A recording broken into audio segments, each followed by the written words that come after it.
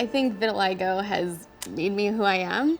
I just have a different idea now of where confidence lies and comes from. My name is Sam. My name is Kim, and this is my vitiligo story. I first discovered that I had vitiligo about 20 years ago. I had gotten a sunburn while we were on vacation, and I noticed that there was a spot on my hand. It never repigmented. My vitiligo first appeared when I was in second grade. It was tough to know that it wasn't going to get better necessarily, and actually it was gonna spread. It was a lot to process. The dermatologist immediately told my mom to put me in therapy because it was going to be a really hard thing for a kid to deal with. It was a lot of just bracing myself for the unknown. Because I am fairer, I have an ability to cover it up, maybe easier than others, but I'd be lying if I said there weren't times where I saw my friends in high school with their perfect skin and was like, it would be nice. I was young, I was in my 20s, and I wanted to just be carefree. Having vitiligo felt like a barrier to just being comfortable and being myself. During the summer, my friends and I would go to the beach all the time, and I would always go. I never let it kind of keep me home, but it was definitely a setting where people would ask me more questions. And even if I didn't get questions, I would get stares. I would get strangers and teachers and other people ask me, were you in a fire? Are you contagious? The fact that I've gotten those comments from other adults, it hurts.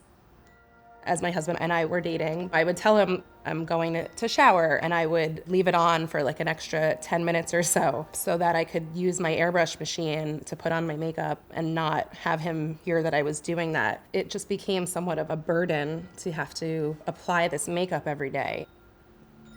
Once I had my son, I remember having to think about, is this safe for me to be using this airbrush machine while my baby is right here? And it sort of made me think about, what am I teaching him? And by covering this, what else am I missing out on? One of the important things about living with a condition like this is it puts a huge importance on loving yourself and figuring out how to do that. There's gonna be some days you feel great, and there's some days that you might not, and that's okay.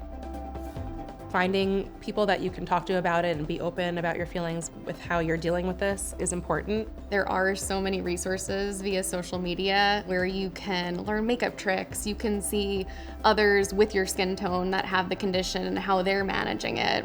It's also important to find the right team of doctors that know enough about vitiligo to understand all of the complexities that come with it and will fully assess you as a whole person. Taking care of your skin is so important, and I think that can be really empowering as well.